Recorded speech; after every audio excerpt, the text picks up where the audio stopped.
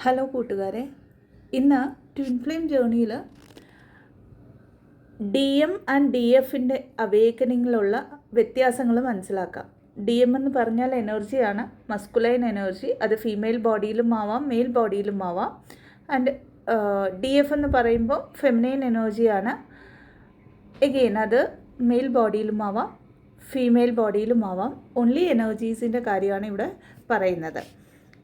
എന്തുകൊണ്ടാണ് ഈ ഒരു വീഡിയോ ഇടുന്നതെന്ന് പറഞ്ഞാൽ ഈ ഒരു വ്യത്യാസം മനസ്സിലാക്കുമ്പോൾ, മേ ബി അവേക്കനിങ്ങിലുള്ള വ്യത്യാസം മനസ്സിലാക്കുമ്പോൾ നമുക്ക് കുറച്ചുകൂടി ഈസിയറായിട്ട് നമ്മളുടെ കൗണ്ടർ പാർട്ടിനെ ഫൊർഗീവ് ചെയ്യാൻ പറ്റും.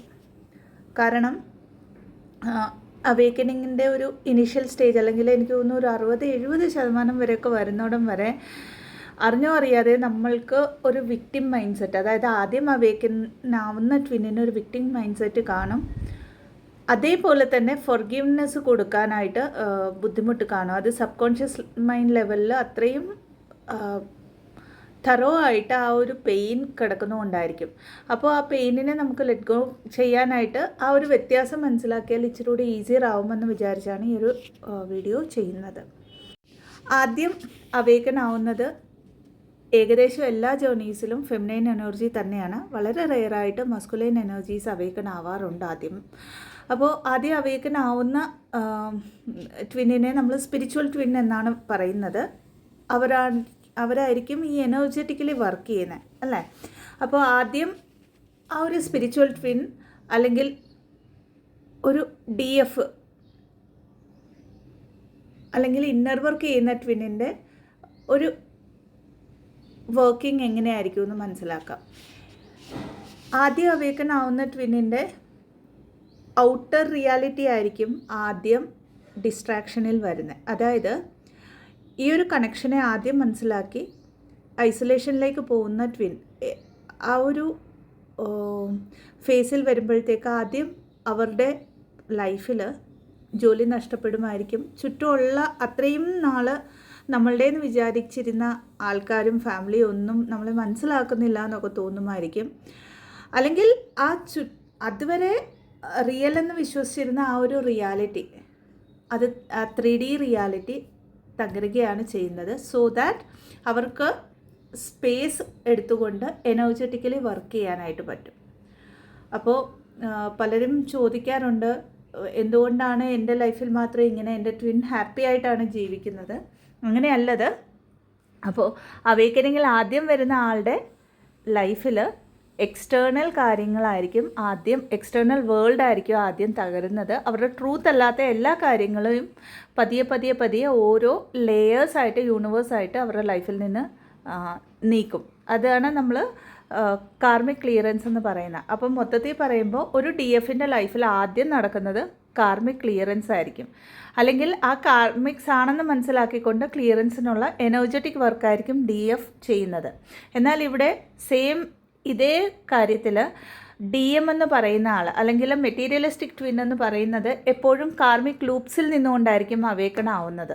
കാരണം ഒരേ എനർജറ്റിക് ഫീൽഡ് ആണെങ്കിലും, ഒരേ സോളിൻ്റെ ബ്ലൂ പ്രിൻ്റ് ആണെങ്കിലും ഓപ്പോസിറ്റ് പൊളാരിറ്റീസ് ആണ്, അല്ലേ? അപ്പോൾ കാർമിക് ലൂപ്സിൽ നിൽക്കുന്നു എന്ന് പറയുമ്പം മേ ബി അവരെപ്പോഴും ആ ഒരു എക്സ്റ്റേണൽ വേൾഡിൽ എൻഗേജ്ഡ് ആയിട്ട് നിന്നുകൊണ്ടാണ് അവരുടെ അവേക്കനിങ് സംഭവിക്കുന്നത്. അവർ എനർജറ്റിക്കലി വർക്ക് ചെയ്യുന്നില്ല ഇനിഷ്യൽ സ്റ്റേജിൽ. എനർജറ്റിക്കലി അതായത് ഈ എനർജീനെ കുറിച്ചൊന്നും അറിയുന്നില്ല, ഈ ജേർണീനെ കുറിച്ചൊന്നും അറിയുന്നില്ല. അവർ ജസ്റ്റ് അറിയാണ്ട് തന്നെ ഈ ഒരു ജേർണിയിൽ ഗോ ത്രൂ ആവുകയാണ് ചെയ്യുന്നത്. രണ്ടാമത്തെ പോയിന്റ്, ഡി എഫ് എന്ന് പറയുന്നത്, അല്ലെങ്കിൽ ആദ്യം അവേക്കന് ആവുന്ന ട്വിൻ എപ്പോഴും ഇമോഷനെ ബാലൻസ് ചെയ്യാനായിട്ടാണ് പഠിക്കുന്നത്. അതായത് ഓവർ ഗിവിങ് ആയിരിക്കാം, അല്ലെങ്കിൽ എന്തൊക്കെ കാര്യങ്ങൾ ബീയിങ് എ എംപാത്ത് അവരിൽ ആ ഒരു ഹാർമോണിയസ് വേയിൽ ബാലൻസ്ഡ് അല്ലയോ, അതിനെയൊക്കെ ബാലൻസ്, എനർജറ്റിക്കലി ബാലൻസ് ചെയ്യാനാണ് ശ്രമിക്കുന്നത്. എന്ന് പറഞ്ഞാൽ അവരുടെ ഇന്നർ വേൾഡിനെ അവർ ക്ലെൻസ് ചെയ്ത് ഹീൽ ചെയ്ത് ബാലൻസ് ചെയ്യും ആദ്യം അവേക്കൺ ആവുന്ന ട്വിൻ. അപ്പോൾ ഈ ഇന്നർ വേൾഡ് എന്ന് പറയുമ്പോൾ എന്താണ്, നമ്മളുടെ ഉള്ളിൽ എന്താണോ ഉള്ളത് ദ സെയിം തിങ് ആയിരിക്കും നമ്മളുടെ ലൈഫിൽ മാനിഫെസ്റ്റ് ആയി വരുന്നതും റിഫ്ലക്റ്റ് ബാക്ക് ആവുന്നതും നമ്മളുടെ ഔട്ടർ റിയാലിറ്റിയിലുള്ളത്. ഇതൊരു യൂണിവേഴ്സൽ ലോ ആണ് ഞാൻ പറഞ്ഞത്. അപ്പോൾ ദ സെയിം വേ DF എപ്പോഴും വർക്ക് ചെയ്യുന്നത് ഈ ഒരു യൂണിവേഴ്സൽ ലോയിലായിരിക്കും. അതായത് നമ്മളുടെ ഉള്ളിലുള്ള ആ കാര്യങ്ങളെയൊക്കെയും ക്ലെൻസ് ചെയ്യുക. ഇപ്പോൾ ഉള്ളിലുള്ള കാര്യങ്ങളെ ക്ലെൻസ് ചെയ്യുക എന്ന് പറഞ്ഞാൽ ലോകം തന്നെ നമ്മളുടെ മിററാണെന്ന് പറയാം. ആൻഡ് നമ്മളുടെ ട്വിൻ ഫ്ലെയിം എന്ന് പറയുന്നത് നമ്മളുടെ അൾട്ടിമേറ്റ് മിററുമാണ്. അപ്പോൾ നമുക്ക് ആർക്കെങ്കിലും ഫർഗീവ്നെസ് കൊടുക്കാൻ പ്രയാസമുണ്ടെങ്കിൽ അത് നമ്മളുടെ ഉള്ളിലുള്ള ഏതെങ്കിലും തരത്തിലുള്ള ഒരു ബ്ലോക്കാണെന്ന് മനസ്സിലാക്കിക്കൊണ്ട് ആ ഒരു ബ്ലോക്കിലേക്ക് നമ്മൾ വർക്ക് ചെയ്യാൻ തുടങ്ങും, അതിനെ ക്ലെൻസ് ചെയ്യാൻ തുടങ്ങും. വേറാസ് ഇതേ കാര്യങ്ങൾ നമ്മളുടെ DMൽ എങ്ങനെയാണ് വർക്ക് ആവുന്നതെന്ന് പറഞ്ഞാൽ, എവിടെയാണോ DF ഈ വർക്ക്സ് ഒക്കെ ചെയ്യുന്നത് സബ് കോൺഷ്യസ് ലെവൽ വരെ ഹീലിങ്ങിൽ വരുമ്പം അതേ കാര്യങ്ങൾ DMലേക്ക് എനർജറ്റിക്കലി റിഫ്ലക്റ്റ് ബാക്ക് ആവുകയാണ് ചെയ്യുന്നത്. അപ്പോഴാണ് അവർ അവേക്കനിങ്ങിലേക്ക് വരുന്നത്, അല്ലെങ്കിൽ അവേക്കനിങ് പ്രോസസ്സിലൂടെ കടന്നു പോകുന്നത്. അതായത് ബേസിക്കലി പറഞ്ഞാൽ DMൻ്റെ ലോവർ ചക്രാസ് കുറേയൊക്കെ ഇംബാലൻസ്ഡ് ആയിരിക്കും. അതായത് ഫിയർ ബേസ്ഡ് എനർജി കാണും. സെക്യൂരിറ്റി ഏറ്റവും കൂടുതൽ അവർ നോക്കുന്നത് മെറ്റീരിയലിസ്റ്റിക് ലൈഫിലുള്ള സെക്യൂരിറ്റിയും കംഫർട്ട് സോണും ആയിരിക്കും. അപ്പോൾ എവിടെയൊക്കെ DF എനർജറ്റിക്കലി ഈ ഓരോ ലെയേഴ്സിനെയും അവരുടെ ഇന്നർ വേൾഡിൽ ബ്രേക്ക് ചെയ്തുകൊണ്ട് എക്സ്റ്റേർണൽ വേൾഡിൽ മാനിഫെസ്റ്റ് ചെയ്യുന്നു, ഓട്ടോമാറ്റിക്കലി DM ഇതിലേക്ക് മാഗ്നറ്റൈസ് ചെയ്യപ്പെടുകയാണ് ചെയ്യുന്നത്. അടുത്തായിട്ട് മൂന്നാമത്തെ കാര്യം പറയാനുള്ളത്, DF എപ്പോഴും എനർജറ്റിക്കലിയാണ് വർക്ക് ചെയ്യുന്നത്. എക്സാമ്പിൾ പറഞ്ഞാൽ ഈ ലൈഫിലെ പാറ്റേൺസ് കാണും, പാസ്റ്റ് ലൈഫിലെ പാറ്റേൺസ് കാണും, ഒരു കാർമിക് ലേയേഴ്സ് കാണാം അവരുടെ എനർജറ്റിക് ഫീൽഡിൽ, അല്ലെങ്കിൽ പാസ്റ്റ് ലൈഫ് ലവേഴ്സ് എന്ന് പറയാം. ഇതൊക്കെ നമ്മൾ ക്ലിയർ ചെയ്യുന്നത് കോഡ് കട്ടിങ് ത്രൂ ആയിരിക്കും. എനർജറ്റിക് വേയിൽ നമ്മളുടെ ഇൻറ്റേർണലി ഉള്ള ബ്ലോക്സിനെ ക്ലിയർ ചെയ്തുകൊണ്ടൊക്കെ ആയിരിക്കും. സോ ദാറ്റ് ഇതേ കാര്യം നമ്മളുടെ DMൽ റിഫ്ലക്റ്റ് ബാക്ക് ആവും. പക്ഷേ നമ്മൾ ഒരിക്കലും നമ്മളുടെ DMൽ ഇത് റിഫ്ലക്റ്റ് ആവണമെന്ന് വിചാരിച്ചല്ല ഇത് ചെയ്യുന്നത്. നമ്മളുടെ എനർജറ്റിക് ഫീൽഡിനെ ക്ലെൻസ് ചെയ്യാൻ ആയിരിക്കും നമ്മളിത് ചെയ്യുന്നത്. അടുത്തായിട്ട് DFൻ്റെ അവേക്കനിങ്ങിൽ, ആദ്യം അവേക്കനാവുന്ന ട്വിന്നിൻ്റെ അവേക്കനിങ്ങിൽ ഏറ്റവും കൂടുതൽ ട്രിഗർ തരുന്നത് അവരുടെ മസ്കുലൈൻ എനർജി ആയിരിക്കും. അതായത് ഒരു പക്ഷേ റണ്ണർ ചേസർ റൗണ്ടിലായിരിക്കാം, അല്ലെങ്കിൽ ഒരു സൈലൻറ്റ് ട്വിൻ ഫ്ലെയിം ജേർണിയിലൊക്കെ ആണെങ്കിൽ ഡ്രീംസിലൂടെ കണക്റ്റായിട്ട് ട്രിഗേഴ്സ് തരാം. സെപ്പറേഷനിലാണെങ്കിലും നമുക്ക് ഡ്രീംസിലൂടെ ഒക്കെ ഭയങ്കരമായിട്ട് ട്രിഗേഴ്സ് കിട്ടും നമ്മളുടെ മസ്കുലൈൻ എനർജിയിൽ നിന്നും അവേക്കനിങ്ങിൻ്റെ ഇനിഷ്യൽ സ്റ്റേജിൽ. ഇനി എനർജറ്റിക്കലിയാണ് അവർ നമ്മളെ സപ്പോർട്ട് ചെയ്യുന്നത്. അതായത് 3Dയിൽ നമ്മുടെ മസ്കുലൈൻ എനർജി ഒരു ഹ്യൂമൻ ഇൻകാർണേഷനിൽ ഇല്ല എങ്കിൽ പോലും എനർജറ്റിക്കലി ആ ഒരു ട്രിഗേഴ്സ് കിട്ടുകയും അവിടുന്ന് DFന് അവേക്കനിങ്ങിലേക്ക് അവർ വേറെ ചോയ്സ് ഒന്നും ഇല്ലാതെ അവേക്കൻ ആയേ പറ്റൂ എന്നുള്ള ഒരു സിനാരിയോയിലേക്ക് യൂണിവേഴ്സ് കൊണ്ടുവരികയാണ് ചെയ്യുന്നത്. വേറാസ് DMൻ്റെ അവേക്കനിങ് സമയത്ത് DMന് ഏറ്റവും കൂടുതൽ ലെസൺസ് പഠിപ്പിക്കുന്നത് അവരുടെ ചുറ്റുമുള്ള കാർമിക്സ് ആയിരിക്കും. കാർമിക്സ് എന്ന് പറഞ്ഞാൽ അതിപ്പം സിറ്റുവേഷൻസ്, അവർ ഗോ ത്രൂ ആവുന്ന സിറ്റുവേഷൻസ് ആവാം മെറ്റീരിയലിസ്റ്റിക് വേൾഡിൽ.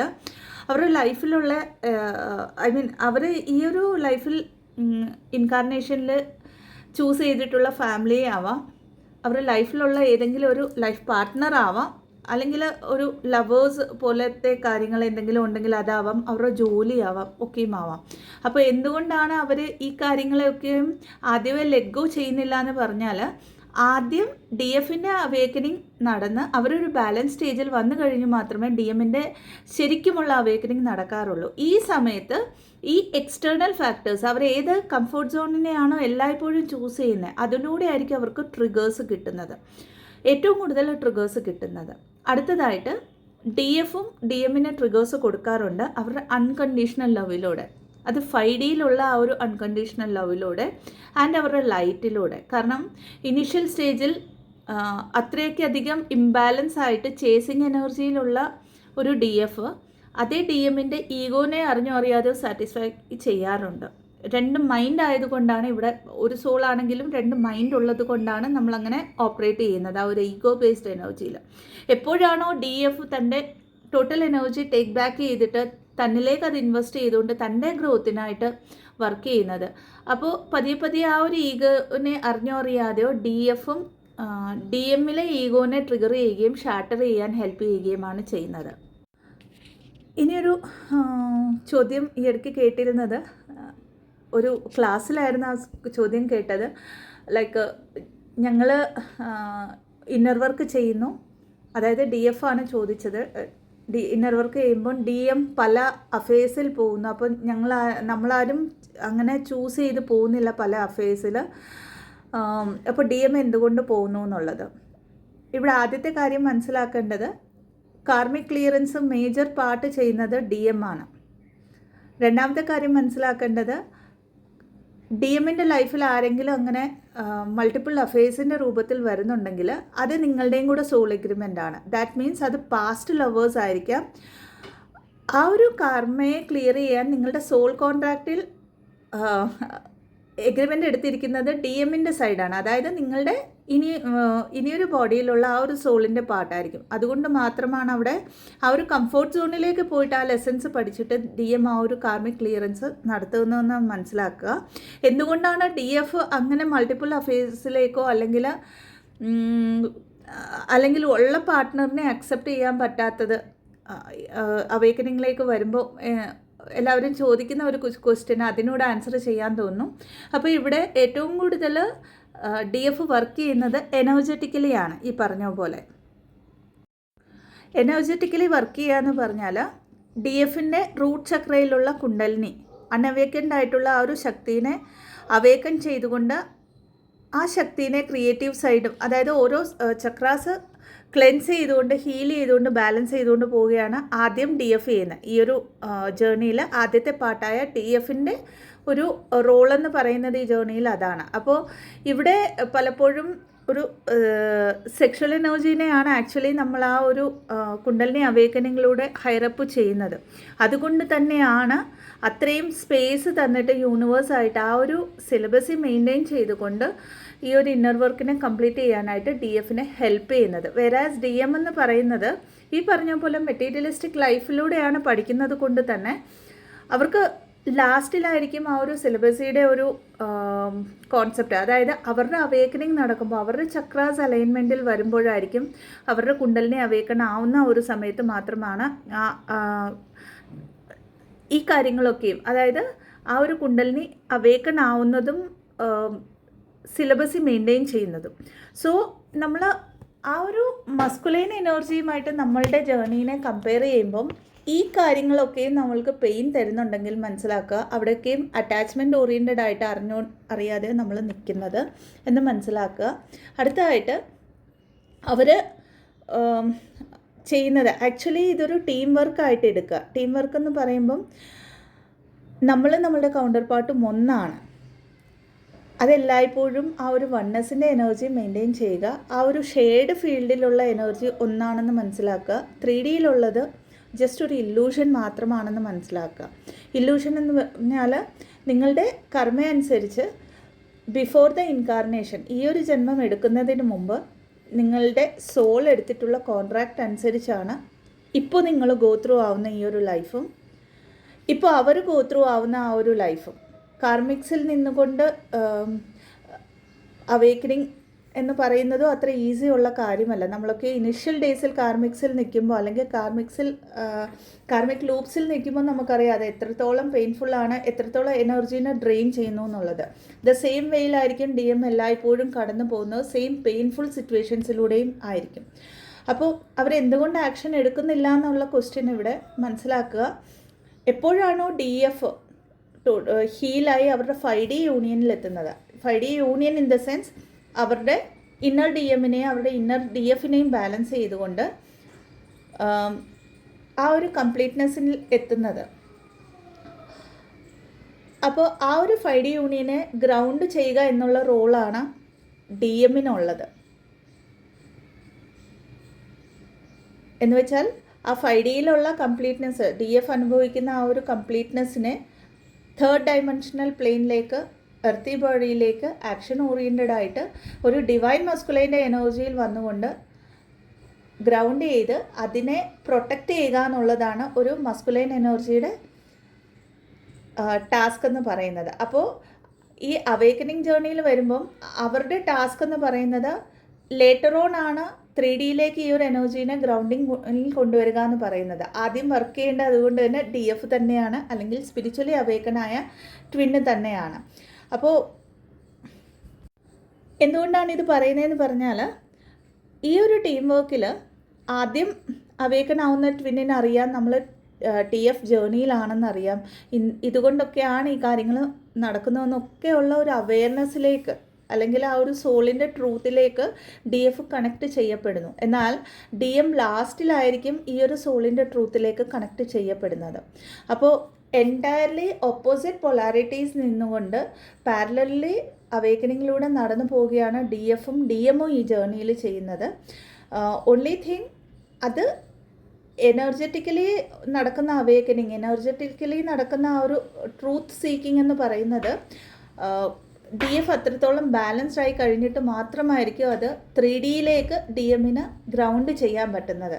അപ്പോൾ ഇവിടെ ഫോർഗീവ്നെസ് കൊടുക്കുക DMന്, ഇതിലൊന്നും പേഴ്സണലായിട്ടില്ല എന്ന് മനസ്സിലാക്കുക. കാരണം as per the sole agreement ആണ് എല്ലാം നടക്കുന്നത് എന്ന് മനസ്സിലാക്കിക്കൊണ്ട് ആ ഫോർഗീവ്നെസ് കൊടുത്തുകൊണ്ട് എനർജറ്റിക്കലി എനർജീനെ ടേക്ക് ബാക്ക് ചെയ്യുക. 3Dയിൽ 5Dയിൽ എപ്പോഴും നിങ്ങളൊന്നാണ്, അത് മനസ്സിലാക്കിക്കൊണ്ട് 3Dയിൽ അവരുടെ ലൈഫിൽ എന്ത് നടക്കുന്നു, അവരെന്ത് ചെയ്യുന്നു എന്നൊക്കെ ഉള്ള കാര്യങ്ങളിലേക്ക് അധികം ശ്രദ്ധ കൊടുക്കാതെ ഈ എനർജീനെ ബാലൻസ് ചെയ്യാൻ ഇൻറ്റേർണൽ ആയിട്ടുള്ള ക്ലെൻസിങ്ങിനും ഇന്നർ വർക്കിനും ഇന്നർ വോയിസിനെ കേൾക്കാനുള്ള കാര്യങ്ങളും ചെയ്യുക. അവരവരുടെ സോൾ പർപ്പസിലേക്ക് കൂടുതലായിട്ട് കണക്റ്റ് ആവാനായിട്ട് ശ്രമിക്കുക എന്നുള്ളതാണ് ഈ ഒരു ജേർണിയിൽ DF ചെയ്യേണ്ടത്. ഇൻഫർമേഷൻ ഹെൽപ്ഫുൾ ആണെന്ന് വിശ്വസിക്കുന്നു. ഹെൽപ്ഫുൾ ആണെങ്കിൽ ചാനലിനെ ലൈക്ക് ചെയ്യാവുന്നതാണ്, ഷെയർ ചെയ്യാവുന്നതാണ് ആൻഡ് സബ്സ്ക്രൈബ് ചെയ്യാവുന്നതാണ്. ഇതല്ലാതെ പെയ്ഡ് സെഷൻസിന്, കൗൺസിലിംഗ് സെഷൻസിന്, ഹീലിംഗ് സെഷൻസിന്, റെക്കി ഹീലിംഗ് സെഷൻസിന്, ടാരോ റീഡിങ്ങിന്, ആകാശിക് ബുക്ക് റെക്കോർഡ്സ് റീഡിങ്ങിന്, പാസ്റ്റ് ലൈഫ് റിഗ്രഷൻ തെറപ്പിക്ക് ഡിസ്ക്രിപ്ഷൻ ബോക്സിൽ കൊടുത്തിരിക്കുന്ന വാട്സപ്പ് നമ്പറിലേക്ക് ബന്ധപ്പെടാവുന്നതാണ്. ഇതല്ലാതെ ഓഗസ്റ്റ് 11 തൊട്ട് ആകാശിക് റെക്കോർഡ്സിൻ്റെ ലെവൽ 2 കോഴ്സസ് സ്റ്റാർട്ടാവുന്നതാണ്. അതേപോലെ തന്നെ ഓഗസ്റ്റ് 3 തൊട്ട് റേക്കിയുടെ ഗ്രാൻഡ് മാസ്റ്റർ ലെവലും സ്റ്റാർട്ടാവുന്നതാണ്. ഇൻട്രസ്റ്റഡ് ആയിട്ട് ആരെങ്കിലും ഉണ്ടെങ്കിൽ, ഡീറ്റെയിൽസ് ഓൾറെഡി കമ്മ്യൂണിറ്റി പോസ്റ്റിൽ കൊടുത്തിട്ടുണ്ട്. ഇൻട്രസ്റ്റഡ് ആയിട്ട് ആരെങ്കിലും ഉണ്ടെങ്കിൽ അവർക്കും ഈ ഒരു വാട്സപ്പ് നമ്പറിലേക്ക് മെസ്സേജായിട്ട് ബന്ധപ്പെടാവുന്നതാണ്. Thank you so much. Blessings. Om നമഃ ശിവായ.